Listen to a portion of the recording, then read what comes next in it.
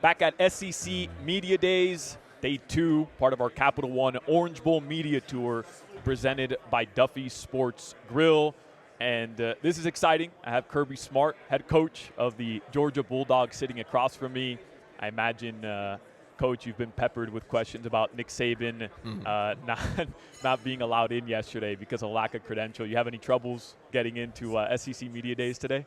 No, I hadn't had any issues. Leland was cracking a joke. He carried it for me, though, so he made sure that I could get in. Yeah. I think everybody here has a good idea of who Kirby Smart is. So I want to take you back to start here, a bit unorthodox from what everybody else is asking you, to 2006. We are a Miami radio station, and you coached in Miami in 2006 Sure did. For a season. I believe the safeties coach, right? Yeah, with the Dolphins. Right. What do you remember about that experience and just living in South Florida at the time? I loved it. I enjoyed it. Had a nice commute in each day to Davie, to the facility. We lived out in Weston, Florida, which we named our son. My 16-year-old son is named Weston. We enjoyed our time there. It was brief. It was busy because it was in season. I really enjoyed the environment of like going to work out players in the off season at all the colleges. So I felt like I got to go to USC, to UCLA, and Ohio State, and Georgia, and you're working out these kids, and it was cool for me. It was a really good experience. And then the relationships, Jason Taylor, Zach Thomas. I mean, some of the guys I coached, Ronaldo Hill, who's now a coach in the league. Yeah. I mean, it was really cool to get to know those guys and how professional they were about their business. And it wasn't like just a game. It was a business to them. I do this show with Channing Crowder, who played at the University of Florida. Crazy. Well, I want to know if you have any stories of old Channing Crowder that you could share, or maybe off the air you could share. Probably off the air better. He was funny because I wasn't there the first year. I think the year they drafted him, Muschamp was there, and then Muschamp left to go to Auburn. They brought Dom Capers in and brought me. I came along, so I caught Channing in his second year. Yeah. And his first rookie year, he was there with Will. But, man, that dude was not afraid to say anything.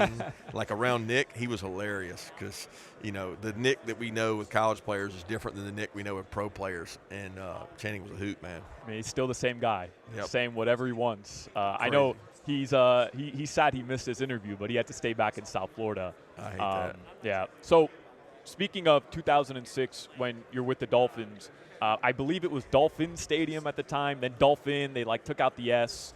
Now it's Hard Rock Stadium, and you were just there back at the turn of the year for the Orange Bowl. Yeah. Do you almost marvel at what it looked like in 2006 to now what that stadium looks like? All the advancements, the refurbishment, crazy. Yeah, hosting F1. It messes me up because I don't even I have a hard time remembering it in 06, but when I go in it now, I'm like, this is not the same place, and it's not. It's really completely different what they've done with the hosting, and it's a beautiful venue though, unbelievable, and the turf and the fields just incredible. What was that a really cool moment for you? I know national title is always what you're after, and I know that's where you want to get back to. But was it a cool moment last year at the Orange Bowl, knowing you crossed that path and we're back there to win another big game with your program?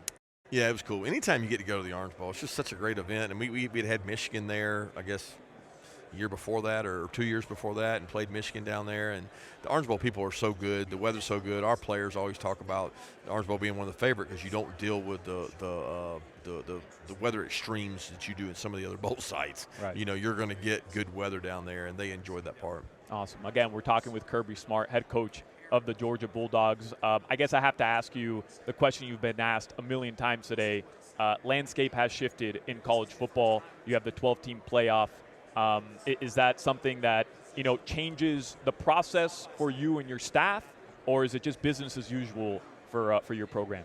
Well, I do think it changes your process a little bit, the way you look at the season in terms of not putting – I mean, it's not the end of the world if you have a misstep, and nobody wants to do that. Nobody plans on doing that, but you got to think differently. You got to build your team to be the best team, one of the best 12 teams at the end of the season. And it used to be almost impossible to say, okay, we've got to be in the top 4. Well, now we've got to be in the top 12 at the end of the season, and we need to be hot. We need to pick the right players to advance and grow. So I think that's going to be the interesting part of the playoff. Coach, wish you luck. thanks again for taking the time and reminiscing a bit on your days back in Miami. I know people in South Florida are going to be very excited to hear your voice. And I've asked everybody else this, so I won't let you off the hook here. I had Whataburger for the first time, being a South Florida native. I had it for the first time yesterday, and I know there's a big rivalry, In-N-Out versus Whataburger. What's Coach Kirby Smart going with? I'm more Zaxby's. Zaxby's, oh yeah. That's the Georgia brand. Well, that's my Georgia people. I got to stick with my folks, man. But Whataburger's a lot more what I'm used to for sure. Awesome. Coach, thank you very much for your time. Appreciate it.